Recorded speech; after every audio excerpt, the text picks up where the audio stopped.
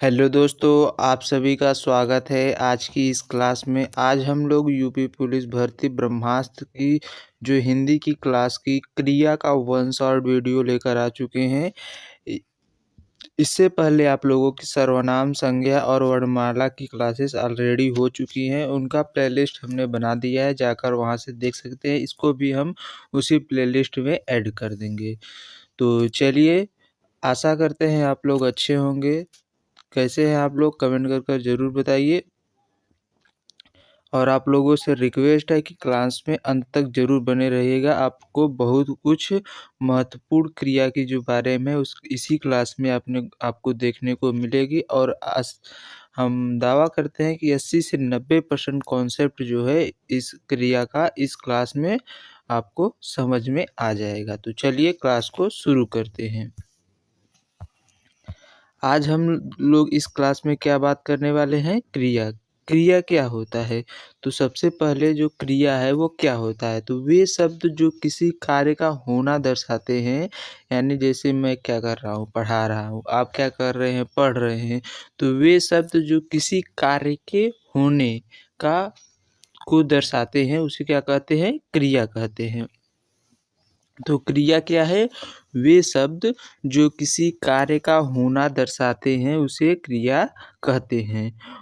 धातु या मूल धातु जिसको क्या कहते हैं? तो वह मूल शब्द या वाक्यांश जिसमें ना जुड़ने पर क्रिया का निर्माण होता है उसको क्या कहते हैं? धातु या मूल धातु कहते हैं। तो मूल धातु क्या होता है? ऐसा शब्द होता है जिसमें हम क्या करते हैं? ना जोड़ देते हैं। ना शब्द जो वर्ड है इसको जोड़ते हैं तो वो क्या करता है? एक क्रिया के रूप में परिवर्तित हो, जैसे जैसे मूल धातु प्लस ना इक्वल टू क्रिया शब्द। जैसे हस, हस क्या है? एक मूल धातु है। और ना शब्दांश जब जोड़ देंगे तो हंसना एक का हो जाएगी, क्रिया हो जाएगी। क्या हो जाएगी? क्रिया। हस एक क्या है? मूल धातु है, उसमें हम ना शब्द जोड़ देंगे तो क्या हो जाएगा? शब्दांश। तो क्या बन जाएगा शब्द? हस ना, जो एक प्रकार की क्या है? क्रिया है। हँसना क्या है? एक प्रकार की क्रिया जो किसी के द्वारा की जाती है। मूल धातु वे शब्द होते हैं या वे शब्दांश होते हैं जो किसी मूल शब्द में क्या होते हैं? जुड़कर क्रिया का निर्माण करते हैं। जैसे टहलना, टहल प्लस ना, मरना, मर प्लस ना, रोकना, रोक प्लस ना, मुर मुकरना, मुकर प्लस ना, भटकना, भटक प्लस ना, पीना, पी प्लस ना। तो पी यहाँ पर क्या है? मूल धातु। जो नाम ना को अगर सभी क्रिया से हटा दे तो क्या मिलेगा हमें? मूल धातु या धातु प्राप्त होता है। जैसे गुजर का हो, गुजर, गुजर प्लस ना क्या हो जाएगा? गुजरना। गुजरना एक क्या है? क्रिया है। उसी प्रकार और शब्द है उनको भी देख सकते हैं। तो धातु प्लस धातु जो होते हैं उनसे क्या बनता है? धातु, या इसे मूल धातु कहते हैं। मूल धातु में नाश जो शब्दांश है यानी जो प्रत्यय है उसको जोड़कर क्या बनता है? मूल क्रिया का निर्माण होता है। जैसे पढ़ से पढ़ना, लिख से लिखना, देख से देखना, मांग से मांगना, पीस से पीसना, भूल से भूलना, नहा से नहाना, दौड़ से दौड़ना, नाच से नाचना, चढ़ से चढ़ना। वहीं बात करें प्रथम प्रेरणार्थक क्रिया की, तो इस क्रिया में कर्ता प्रेरक होता है और उसकी मौजूदगी में काम होता है। प्रथम प्रेरणार्थक क्रिया जो है वो क्या होता है? जो ये क्रिया होती है प्रथम प्रेरणार्थक क्रिया, इसमें कर्ता क्या होता है? स्वयं प्रेरक होता है, यानी स्वयं को क्या करता है? प्रेरित करता है और उसकी मौजूदगी में जो है वो काम को किया जाता है। यानी जो प्रथम प्रेरणार्थक क्रिया है उसमें कर्ता के द्वारा ही प्रेरणा दी जाती है और उसके मौजूदगी में ही कोई भी काम होता है, यानी क्रिया जो होती है उसकी मौजूदगी में होती है। इसमें अपना प्रत्यय का प्रयोग होता है, इसमें आना जो प्रत्यय है उसका प्रयोग होता है। तो कौन से प्रेरणार्थक क्रिया में आना प्रत्यय का प्रयोग होता है? तो प्रथम प्रेरणार्थक क्रिया में जो है आना प्रत्यय का प्रयोग किया जाता है, जैसे पढ़ाना, लिखाना, दिखाना। तो क्या है पढ़ाना, जैसे अध्यापक बच्चों को पढ़ाया है तो पढ़ाता है, तो ये क्या है मूल धातु क्रिया है। और वहीं पढ़ाना जैसे क्या है पढ़ाना, पढ़ना अलग हो गया, पढ़ाना आना इसमें क्या है, जैसे पढ़ना क्या होता है मूल क्रिया होती है पढ़ना, लेकिन जब हम इसमें आना प्रत्यय लगा देते हैं तो ये क्या हो जाता है पढ़ाना। तो ये क्या हो जाती है पढ़ाना जो है सॉरी पढ़ाना जो शब्द है वो क्या बन जाता है एक प्रथम प्रेरणार्थक क्रिया का रूप बन जाता है। इसमें क्या होता है पढ़ाना, जैसे अध्यापक के द्वारा पढ़ाया जाता है, सॉरी ये नहीं होगा सेंटेंस, एक सेकेंड नीचे आप लिखे दिखाते हैं आप लोगों को। तो क्या हो जाएगा जैसे पढ़ाना, लिखाना, दिखाना ये सब क्या हो जाएंगे प्रथम प्रेरणार्थक क्रिया हो जाते हैं। वहीं बात करें अगले प्रेरणार्थक क्रिया की, तो द्वितीय प्रेरणार्थक क्रिया क्या होती है, तो द्वितीय प्रेरणार्थक क्रिया होता है कि जब कर्ता स्वयं कार्य न करके किसी दूसरे व्यक्ति से कार्य करवाए तो वहाँ पर क्या होता है द्वितीय प्रेरणार्थक क्रिया होती है। द्वितीय प्रेरणार्थक क्रिया क्या होता है जब कर्ता क्या होता है स्वयं कार्य नहीं करता है, उसको द्वारा प्रेरणा दी जाती है और दूसरा कोई उस कार्य को करता है तो उसे द्वितीय प्रेरणार्थक क्रिया बोलते हैं।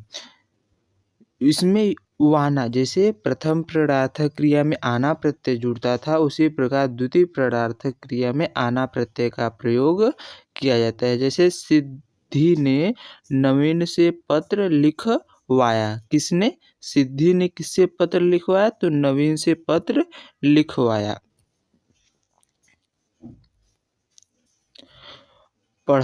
पढ़वाना, लिखवाना, दिखवाना, मंगवाना ये सब क्या है द्वितीय प्रेरणार्थक क्रिया है। इसमें क्या है किसी दूसरे के द्वारा कार्य कराया जाता है और जो है वो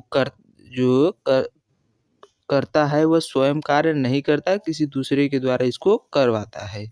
वहीं बात करें इन सब के अंतर की, तो ये आप देख सकते हैं पहले क्या होता है धातु होता है, तो धातु में जैसे पढ़ धातु है तो पढ़ धातु से मूल क्रिया क्या बनेगी पढ़ना। द्वितीय प्रेरणार्थक सॉरी प्रथम प्रेरणार्थक क्रिया पढ़ाना, यानी कोई पढ़ा रहा है तो उसको पढ़ाना, जिसे एक तरह से कह सकते हैं कि आना प्रत्यय जुड़ जाएगा तो प्रथम प्रेरणार्थक और वाना प्रत्यय जुड़ जाएगा तो द्वितीय प्रेरणार्थक क्रिया बनती है। जैसे पढ़ से पढ़ना मूल धातु मूल क्रिया हो जाएगी, प्रथम प्रेरणार्थक पढ़ाना, द्वितीय प्रेरणार्थक पढ़वाना हो जाएगा। उसी प्रकार लिख से लिखना, लिखाना, लिखवाना, देख से देखना, दिखाना, दिखवाना, मांग से मांगना, मंगाना और मंगवाना, पीस से पीसना, पिसाया और पिसवाना। वही बात करें भूल से तो भूलना, भुलाना, भुलवाना, नहा से नहाना, नहलाना और नहवाना। उसी प्रकार अन्य धातु हैं उनसे प्रथम प्रेरणार्थक और जो मूल क्रिया है इनका रूप आप लोग इसमें देख सकते हैं। ये पीडीएफ आपको हमारे टेलीग्राम पर मिल जाएगी। सील से क्या होगा, सील एक मूल धातु है, सील क्या है एक मूल धातु है, सीलना क्या है क्रिया है, सिलाना क्या है प्रथम प्रेरणार्थक क्रिया है और सिलवाना जो है वह द्वितीय प्रेरणार्थक क्रिया का रूप है। तो हमने क्या देखा क्रिया क्या होता है, क्रिया किस प्रकार बनता है, क्रिया को जो है कौन कौन सी क्रियाएं होती हैं, जैसे मूल धातु से क्या क्या बनता है, तो मूल धातु से मूल क्रिया बनती है, प्रथम प्रेरणार्थक और द्वितीय प्रेरणार्थक क्रिया बनाया जाता है। अब हम लोग बात कर लेते हैं क्रिया के भेद की, तो क्रिया कितने प्रकार के होते हैं, तो क्रिया को जो है वह दो प्रकार में बांटा गया है। कितने भागों में बांटा गया है, दो भागों में बांटा गया है कर्म के आधार पर। किसके आधार पर, कर्म के आधार पर क्रिया को दो भागों में विभाजित किया गया है। इन्हें ही क्रिया के मुख्य भेद कहते हैं। जो कर्म के आधार पर क्रिया को दो भागों में बांटा गया है उसको क्रिया का मुख्य भेद कहते हैं। पहला है अकर्मक क्रिया और दूसरा है सकर्मक क्रिया। अकर्मक क्रिया का अर्थ होता है अ प्लस कर्म, यानी जिसमें कर्म कोई ना हो। इंग्लिश में समझे तो जिस जिस सेंटेंस में क्या होता है ऑब्जेक्ट नहीं होता है वो क्या होती है अकर्मक।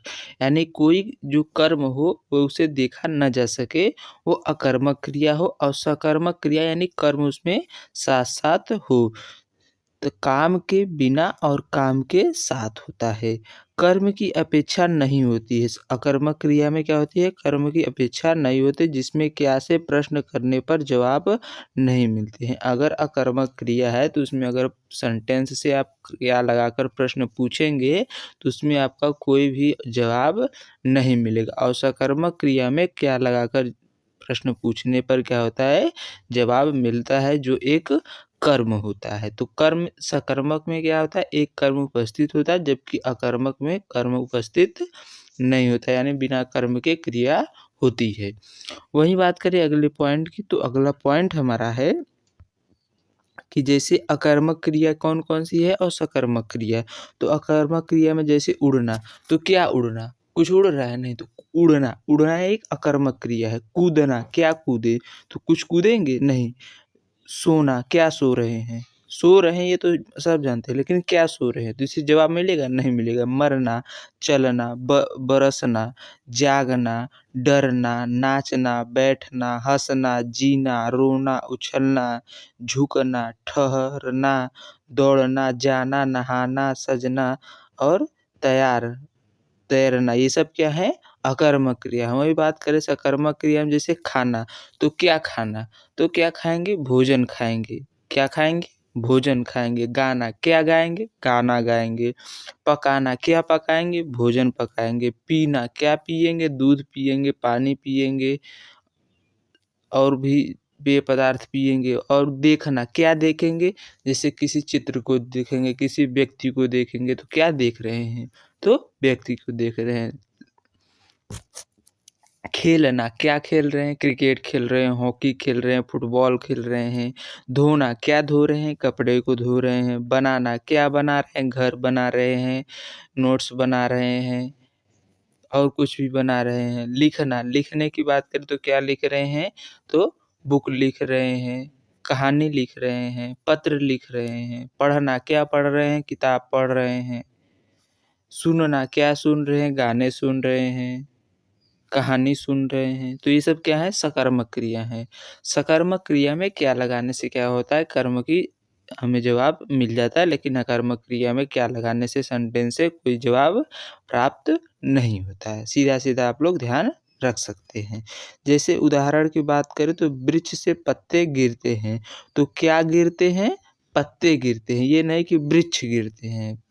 गिरना का काम कौन गिर रहा है, तो गिर कौन रहा है पत्ते गिर रहे हैं। किससे गिर रहे हैं तो बात करेगा तो पत्तों से गिर वृक्ष से पत्ते गिर रहे हैं। तो कर्ता इसमें क्या है पत्ते हैं। क्रिया क्या है गिरना है। क्या है क्रिया क्या है गिरना है।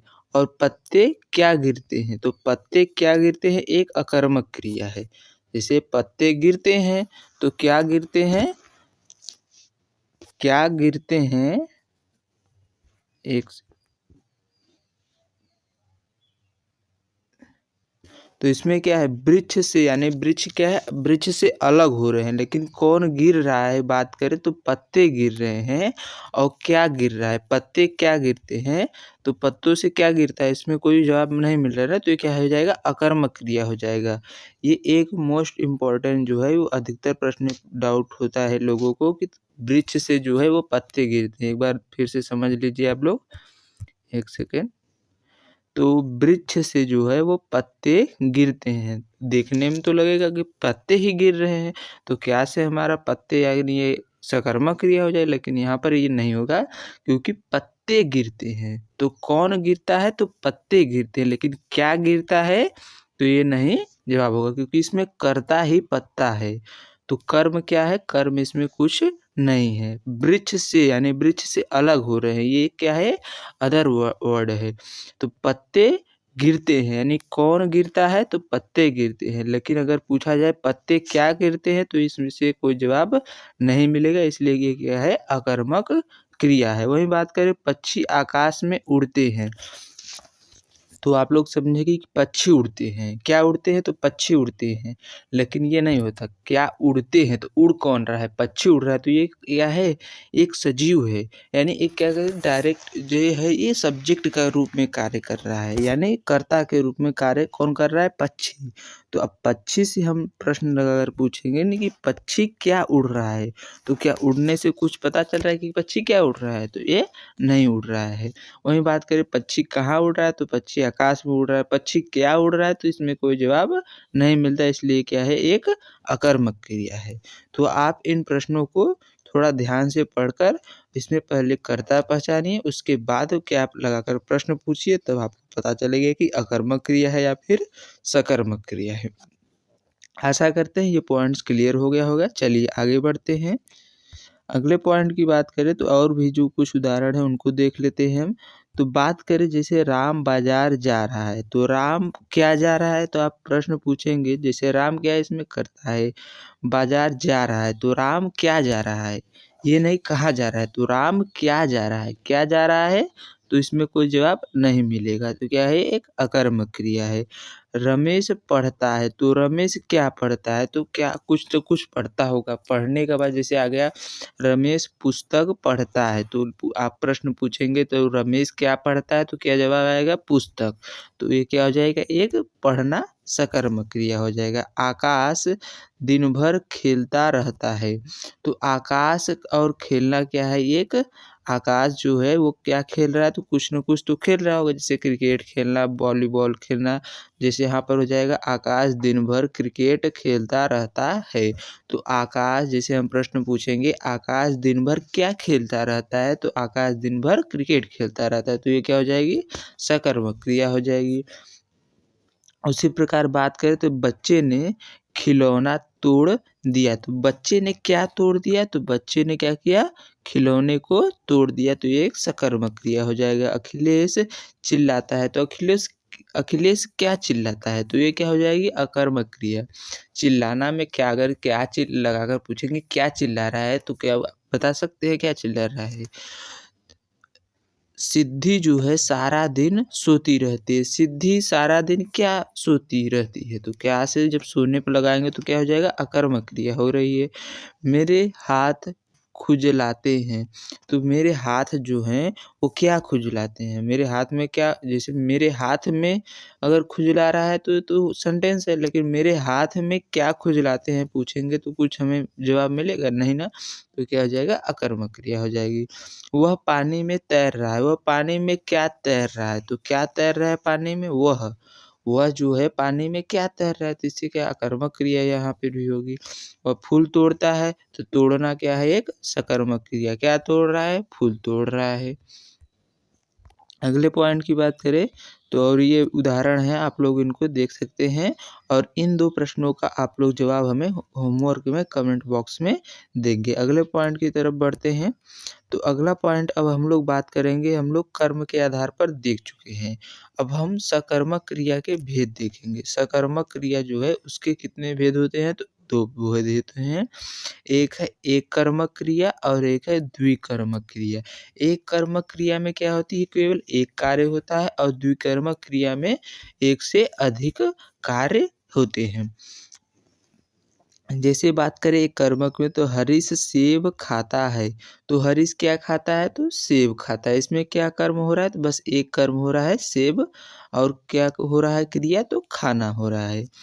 ये एक कर्मक क्रिया है। वहीं बात करें नवीन ने छात्रों को पढ़ाया, तो नवीन ने किसको पढ़ाया? तो छात्रों को। किसको पढ़ा रहा है? तो छात्रों को पढ़ाया। ये भी एक कर्मक क्रिया है। नवीन ने छात्रों को हिंदी पढ़ाई, तो नवीन ने क्या पढ़ाई? नवीन ने क्या पढ़ाई और किसको पढ़ाई? तो क्या और किसको से क्या होता है? हमें कर्म का पता चलता है। तो किसको पढ़ाई? छात्रों को पढ़ाई। क्या पढ़ाई? तो हिंदी पढ़ाई। इसमें कितने कर्म हो गए? 2 कर्म। तो ये कैसी हो गई? द्विकर्मक सकर्मक क्रिया है। वहीं बात करें नवीन ने सिद्धि को वचन दिया है। किसको दिया है? तो सिद्धि को वचन दिया है। तो नवीन ने किसको वचन दिया है? तो सिद्धि को। और क्या दिया है, तो वचन दिया है। तो ये क्या हो गई, द्विकर्मक क्रिया हो गया। राम ने किराएदार को मकान दिया है। राम ने किसको मकान दिया, तो किराएदार को। क्या दिया, मकान दिया। तो ये भी क्या हो जाएगा आपका द्विकर्मक क्रिया का उदाहरण है। अगला उदाहरण जो है, दुकानदार ने ग्राहक को पुस्तक दी। तो दुकानदार ने किसको पुस्तक दी, ग्राहक को। क्या दिया, पुस्तक। तो ये किससे हो जाएगा, द्विकर्मक क्रिया का उदाहरण है। अगले पॉइंट पर बढ़ते हैं।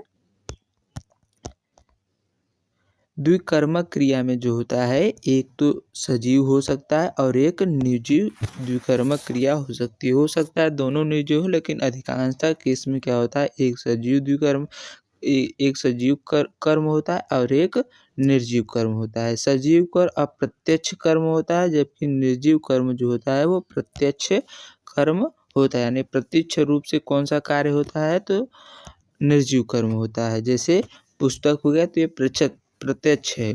क्या दे रहे हैं, तो पुस्तक को दे रहे हैं। अब किसको दे रहे हैं, तो ये ग्राहक को दे रहे हैं। तो ये अप्रत्यक्ष कर्म हो जाएगा। गौण कर्म भी अप्रत्यक्ष कर्म को कहा जाता है। इसमें कौन किसको लगाकर सजीव कर्म ढूंढा जाता है। जो सजीव यानी जो सजीव है, उस कर्म को ढूंढने के लिए कौन और किसको शब्द लगाते हैं। और इसको जो अप्रत्यक्ष कर्म यानी निर्जीव कर्म है, इसको मुख्य कर्म भी कहते हैं। इसमें क्या लगाकर निर्जीव कर्म ज्ञात करते हैं। जैसे राजा ने गरीब को दान दिया। तो राजा ने किसको दान दिया, गरीब को। क्या दिया, तो दान दिया। तो ये क्या है, सजीव कर्म है। और ये निर्जीव कर्म यानी इसको मुख्य कर्म कहते हैं और इसको गौण कर्म कहते हैं।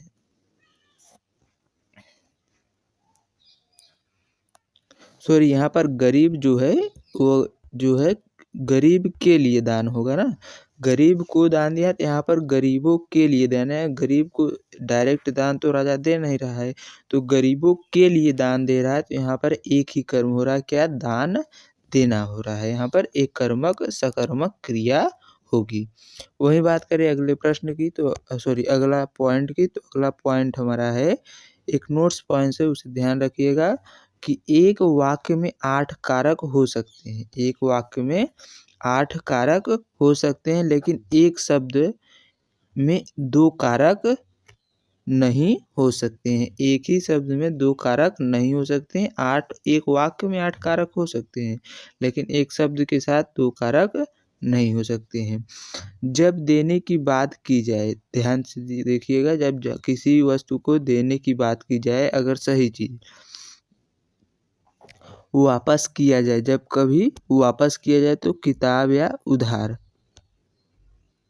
जब वापस किया जाए, जैसे इनाम, पुरस्कार, दान। तो ये सब क्या है, सही चीज़। यानी ये क्या है, ये सब क्या होती है, सकर्मक होती हैं।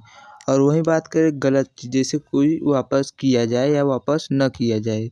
तो वापस किया जैसे तंबाकू, शराब, और वापस न किया जाए सांप, बद्दुआ। ये सब क्या होती हैं, गलत चीज़ें जो है जब देने की बात में की जाती हैं।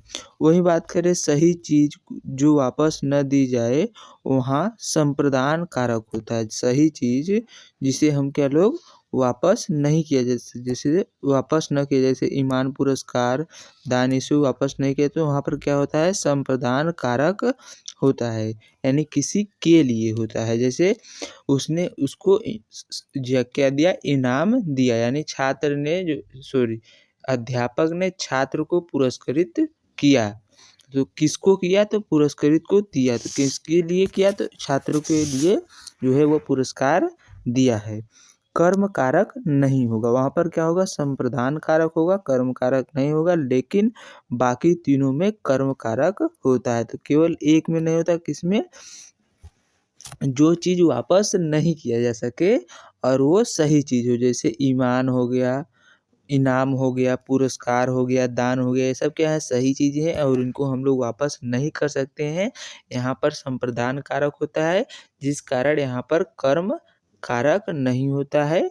और यहाँ पर जब 2 कर्म आते हैं, जैसे पढ़ने में लगता है, लेकिन वो कहाँ होता है, जिसको हम वापस नहीं कर सकते लेकिन सही चीज़ हो तो वहाँ पर संप्रदान कारक होता है। बाकी इन तीनों में जो वापस नहीं किए जा सकते, वापस किया जा सकता है, वापस किया जाता है सही गलत दोनों का, वो क्या होगा, कर्म कारक होगा।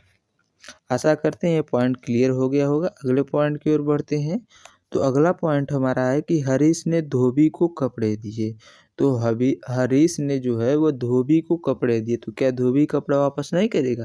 धोबी कपड़ा वापस करेगा। तो जब धोबी कपड़ा वापस करेगा तो यहाँ पर धोबी किसको दिए? तो धोबी को दिए, क्या दिए? कपड़े दिए। तो यहाँ पर क्या हो जाएगा? द्विकर्मक सकर्मक क्रिया हो जाएगी। वहीं बात करें क्रिया का संरचना के आधार पर क्रिया के भेद। संरचना के आधार पर क्रिया को 5 भागों में बांटा गया है। कितने भागों में? 5 भागों में संरचना के आधार पर क्रिया को बांटा गया है। पहला पूर्णकालिक क्रिया, दूसरा प्रेरणार्थक क्रिया, नाम धातु क्रिया, कृदंत क्रिया और संयुक्त क्रिया। तो अब एक-एक करके हम इन सभी क्रियाओं को देखते हैं। तो कितने भागों में है? 5 भागों में। पहला क्या है? पूर्वकालिक क्रिया। जो हमारा पहला क्रिया है वो कौन सा है? पूर्वकालिक क्रिया है। जब एक कार्य के तुरंत बाद दूसरे कार्य का होना पाया जाए तो वहाँ पर पूर्वकालिक क्रिया होता है। जैसे एक कार्य हुआ, जैसे मैंने आपको पढ़ाया, आपने तुरंत इसके बाद अपना नोट्स बनाना शुरू कर दिया, रिवीजन करना शुरू कर दिया, तो क्या वहाँ पर क्या हो जाएगा? पूर्वकालिक क्रिया हो जाए। एक कार्य के तुरंत बाद दूसरे कार्य का होना पाया जाए। जैसे हरीश पढ़कर चला गया, तो हरीश पढ़ने के बाद गया है। क्या? पढ़ने के बाद क्या हुआ? चला गया। तो यहाँ पर क्या है? पढ़ना जो है एक पूर्वकालिक पद यानी क्रिया है। यानी पूर्व यानी पहले, कालिक यानी काल यानी समय में, पूर्व यानी पहले, कालिक यानी काल के में जो समय में हुआ क्रिया उसको क्या कहते हैं? पूर्वकालिक क्रिया कहते हैं। यानी एक क्रिया चल रही है या एक क्रिया हो गई, उसके पहले जो क्रिया हुई है उसको क्या कहते हैं? पूर्वकालिक क्रिया कहते हैं। जैसे वह चाय पीकर सो गया, तो क्या पीकर सो गया? चाय को पीकर सो गया। तो पहले पिया होगा उसके बाद सोया होगा। तो पीकर जो है यहाँ पर एक पूर्वकालिक क्रिया है। उसी प्रकार वह खेलकर पढ़ने गया, तो खेलकर जो है एक पूर्वकालिक क्रिया है। राम अभी सोकर उठा है, तो क्या कर उठा है? तो सोकर जो है यहाँ पर एक क्या है? पूर्वकालिक क्रिया का रूप है। वहीं बात करें कुछ और उदाहरण के, तो यहीं राम अभी सोकर उठा है, तो ये क्या है? पूर्वकालिक। अगला जो क्रिया है हमारी प्रेरणार्थक क्रिया है। कौन सी क्रिया है? तो प्रेरणार्थक क्रिया है। जब कार्य अन्य व्यक्तियों से कराया जाए, तो प्रेरणार्थक क्रिया 2 प्रकार के होते हैं। प्रथम प्रेरणार्थक और द्वितीय प्रेरणार्थक। जब कार्य क्या होता है? किसी दूसरे से कराया जाता है, तो वहाँ पर प्रेरणार्थक क्रिया होती है। इसमें क्या होता है? वाना प्रत्यय या अना प्रत्यय लगाया जाता है। जैसे सिद्धि ने नवीन से सब्जी बनवाई, तो सिद्धि ने किससे सब्जी बनवाई? तो नवीन से बनवाई। यानी कार्य किसी और के द्वारा हो रहा है और जो करता है वो कोई और है। कर्ता के द्वारा स्वयं कार्य नहीं होता है, वो किसी और के द्वारा कार्य किया जाता है। नौकर ने, तो नौकर ने मालिक से पोछा लगवाया। नौकर ने किससे पोछा लगवाया? तो मालिक से। यानी किसी दूसरे से कार्य कराने का जब बोध हो तो वहाँ पर क्या हो जाता है? प्रेरणार्थक क्रिया हो जाती है। माली ने मालिक से पौधों को पानी दिलवाया। अध्यापक ने छात्रों से सफाई लगवाई। वहीं बात करें अगले क्रिया के रूप के, तो अगला क्रिया हमारा है नाम धातु क्रिया। नाम धातु क्रिया वे क्रिया होते हैं जो संज्ञा, सर्वनाम और विशेषण से बनती हैं।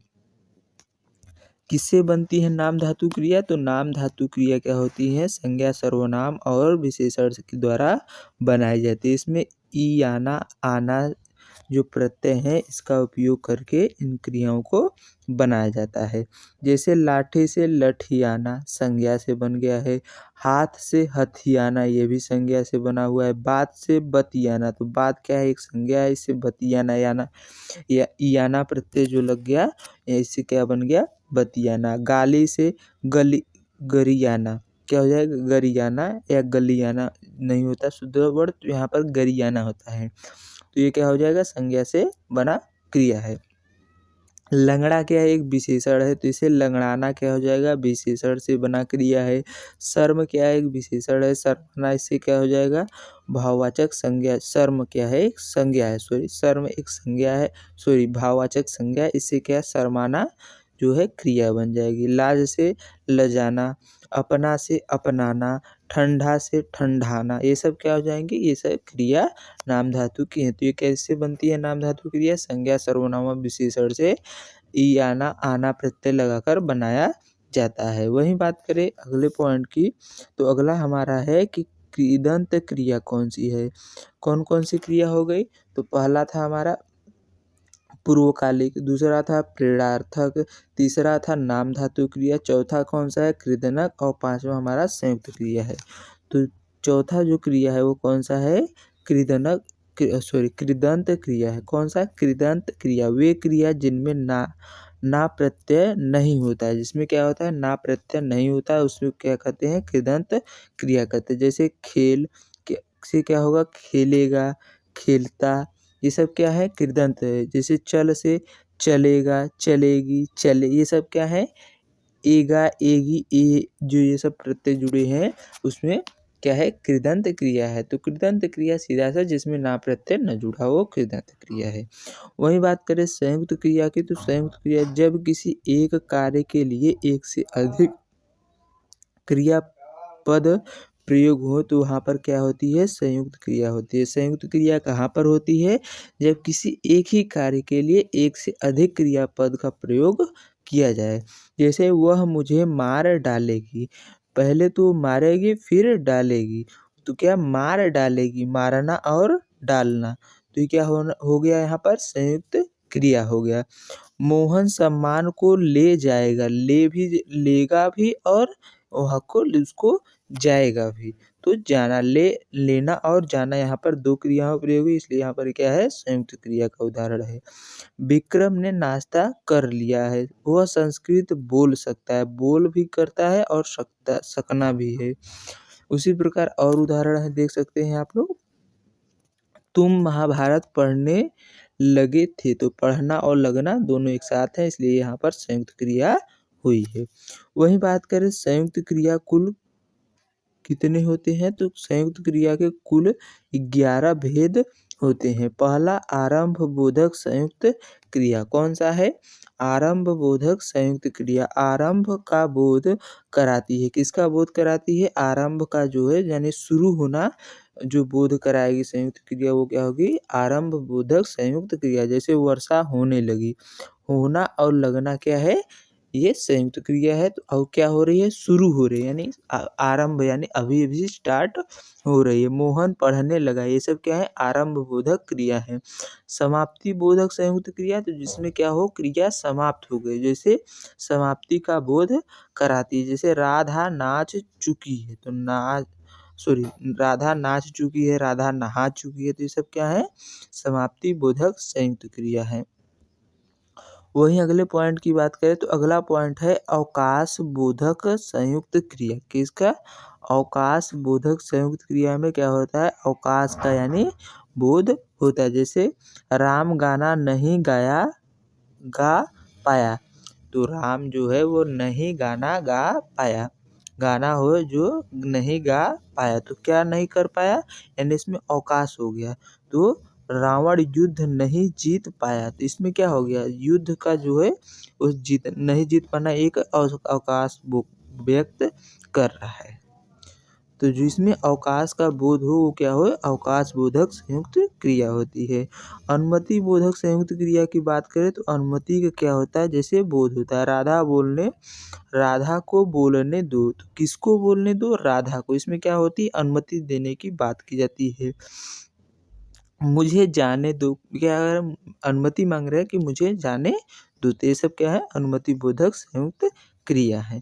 वही बात करें नित्यता बोधक संयुक्त क्रिया की, तो इसमें नित्यता का बोध होता है, यानी लगातार या निरंतरता का बोध जिस क्रिया से हो संयुक्त क्रिया से, उसे नित्यता संयुक्त बोधक संयुक्त क्रिया कहते हैं। जैसे हवा बह रही है, तो हवा क्या रही है लगातार बह रही है, मैं बोल रहा हूँ, ये सब क्या है नित्यता बोधक संयुक्त क्रिया है। वही बात करें अगली क्रिया की, तो अगला क्रिया है कि आवश्यकता बोधक संयुक्त क्रिया। तो आवश्यकता बोधक संयुक्त क्रिया वह होती हैं जिसमें आवश्यकता का बोध होता है, आवश्यकता का बोध कराती है। जैसे राधा को घर का कार्य करना पड़ता है, तो यह करना ही पड़ता है, उसकी आवश्यकता है, उसे करना ही पड़ेगा। अभिषेक को यह कार्य करना चाहिए, तो क्या है, आवश्यकता है कि उसको यह कार्य करे। वही बात करें निश्चय बोधक संयुक्त क्रिया, तो इसमें क्या होती है, निश्चितता का बोध होता है। निश्चितता का क्या होता है, बोध होता है। मोहन ने कहा कि अब पीटेंगे। मोहन ने क्या कहा कि अब पीटेंगे, यानी निश्चित ही अब उसे पीटा जाएगा। हरीश ने कहा कि अब कहें करके दिखलाऊंगा। हरीश ने यह कहा कि अब मैं सिलेक्शन लेकर ही दिखलाऊंगा। तो उसने कहा और क्या कहा कि लेकर सिलेक्शन दिखलाऊंगा। तो ये निश्चित ही कह रहा है कि उसे लेकर ही दिखलाएगा, इसमें निश्चितता का बोध हो रहा है। वहीं बात करें इच्छा बोधक संयुक्त क्रिया, तो इच्छा के इसमें क्या होता है, बोध कराते हैं। जैसे मैं बाजार जाना चाहती हूँ, अपनी इच्छा व्यक्त कर रहा है कि वह बाजार जाना चाहती है, और उसमें बाजार जो है जाना भी करता है और चाहना भी है। तो ये क्या है, दो वो क्रियापद है, इसलिए इच्छा के साथ इच्छा बोधक संयुक्त क्रिया का यह रूप है। वही बात करें अगले क्रिया की, तो अगला क्रिया हमारा है कि अभ्यास बोधक संयुक्त क्रिया। तो अभ्यास बोधक संयुक्त क्रिया में क्या होती है, अभ्यास का बोध कराती है। जैसे वह पत्र लिखा करता है, तो क्या करता है, पत्र को लिखा करता है, यानी उसका अभ्यास है। वह बाजार जाया करता है, तो वो बाजार उसके जाने का अभ्यास का बोध करा रहा है। वही बात करें अगले जो हमारा क्रिया है वो है शक्ति बोधक संयुक्त क्रिया। तो इसमें क्या होता है, शक्ति का बोध होता है। जैसे हरीश दीवार तोड़ सकता है, तो हरीश के पास इतनी शक्ति है कि वो दीवार को क्या कर सकता है, तोड़ सकता है। तो इसमें क्या है, शक्ति का बोध हो रहा है, इसलिए क्या है, शक्ति बोधक संयुक्त क्रिया है।